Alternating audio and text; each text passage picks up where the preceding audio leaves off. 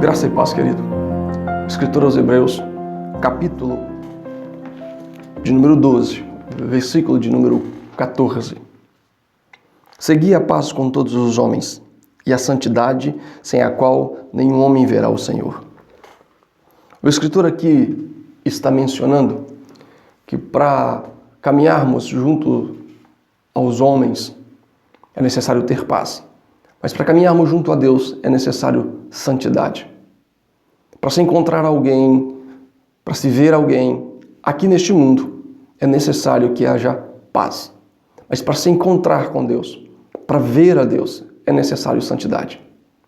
E este é um tema muito pouco discutido hoje, que dirá ensinado. Nunca carecemos tanto de conhecer a santidade de Deus, de falarmos sobre ela, de dialogarmos sobre ela.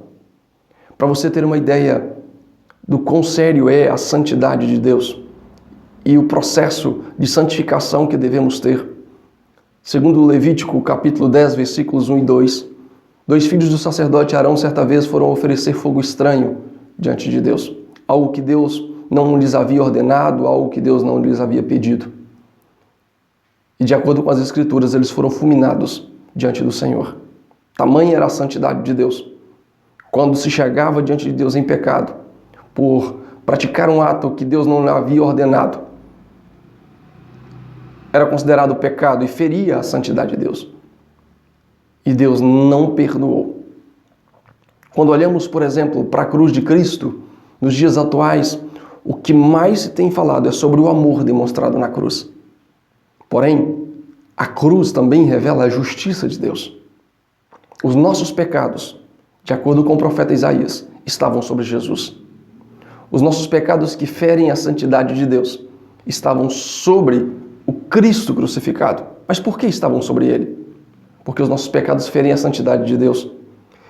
E a ira de Deus teria que ter sido saciada. Para isso, ele não poupou nem o seu próprio filho. Tamanha a sua santidade. Então, quando eu olho para a cruz de Cristo, eu vejo amor, vejo justiça e vejo também um Deus santo. Segundo Mateus capítulo 7, versículos 21 a 23, o próprio Jesus certa vez disse que naqueles últimos dias muitos dirão: Senhor, em teu nome expulsamos demônios, em teu nome fizemos milagres. E Jesus irá olhar para eles abertamente e dizer: apartai-vos de mim, não vos conheço.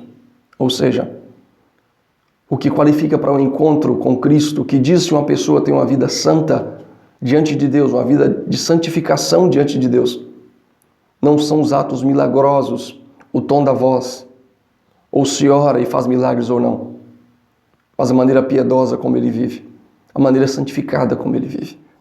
Todos nós pecamos e estávamos afastados, destituídos da glória de Deus.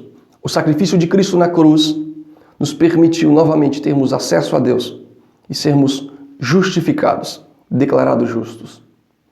Não fomos inocentados, porque de fato éramos culpados. Mas quando Cristo pagou o preço na cruz, ele nos tornou justos diante de Deus. Isso quer dizer que apesar dos nossos erros, alguém pagou um preço. E por isso, fomos justificados diante de Deus. A partir desse processo, desse encontro com Cristo, onde fomos justificados, começa aí o processo de santificação.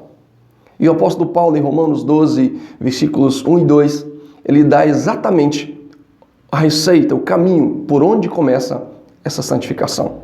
O apóstolo Paulo diz: não vos conformeis com este mundo, mas transformai-vos pela renovação do vosso entendimento, para que experimenteis qual seja a boa, perfeita e agradável vontade de Deus.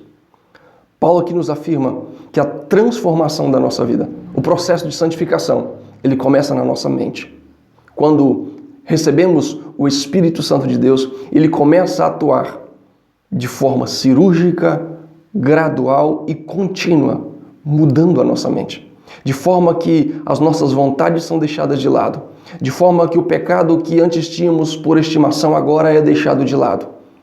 De forma que não prevalecem mais aquilo que queremos, aquilo que a nossa carne deseja, mas aquilo que o próprio Deus deseja. Agora não vivemos mais como antes. Agora buscamos todos os dias viver uma nova vida que agrade ao nosso Senhor e Salvador Jesus Cristo. O grande problema é que muitas das nossas igrejas, muitos dos nossos líderes têm ensinado que basta apenas aceitar a Jesus como seu único e suficiente Salvador.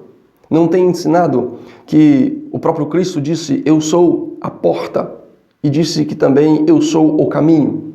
Ou seja, podemos aqui fazer um paralelo, uma comparação, dizendo que quando se trata de porta é o processo de justificação. Uma vez encontramos com Cristo e passamos pela porta, fomos justificados. Agora precisamos seguir o caminho. Esse é o processo de santificação. A vida com Cristo. Quanto mais próximos, mais parecidos. É pegar o padrão de Cristo e nos amoldarmos a Ele. Não é pegar Cristo e amoldarmos ao nosso padrão. O evangelho que temos sido ensinados muitas vezes tem dito que a Bíblia deve se amoldar a nós. Charnock, ele diz que uma linha curta pode ser tão reta quanto outra, embora não tenha o enorme comprimento desta. Nós somos chamados para sermos linhas curtas, tão retas quanto Deus, embora sejamos infinitamente menores do que Deus. Owen diz que o pecado não morrerá se não for enfraquecido gradual e constantemente. Se nós o pouparmos, ele irá sarar as feridas e irá recuperar as forças. Então, querido, o processo de santificação é diário. É uma luta contínua. E talvez seja a batalha mais cruel que iremos enfrentar nas nossas vidas. Talvez a pergunta a ser respondida seja: o que é, afinal de contas, esse processo de santificação? O que é santidade? É o processo no qual o Espírito Santo entra nas nossas vidas e dia após dia, segundo após segundo, nos influencia, questiona as nossas atitudes e nos direciona exatamente na direção da vontade de Deus. Mas como fazer isso? Como isso é possível? 1 Timóteo capítulo 4, versículos 4 e 5. Pois todas as coisas criadas por Deus são boas, e nada deve ser rejeitado se recebido com ações de graças. Porque pela palavra de Deus e pela oração são santificadas. John Bunyan, ele diz algo interessante. Depois de ter orado, você pode fazer mais do que orar. Mas se não tiver orado, você não pode fazer nada além de orar. Me parece bem coerente com o ensinamento do apóstolo Paulo. Porque muitos de nós estão com os corpos sarados e almas feridas? Porque muitos de nós vivem um cristianismo tão superficial? O segredo, a nossa maior falha, está na nossa vida de oração e estudo da palavra de Deus que não cultivamos. Infelizmente, segundo estudos, até próprios pastores nunca leram a Bíblia toda, mas estão nos púlpitos pregando e ensinando. O apóstolo Paulo, escrevendo aos Coríntios, ele menciona que somos templos do Espírito Santo de Deus. E olha que interessante.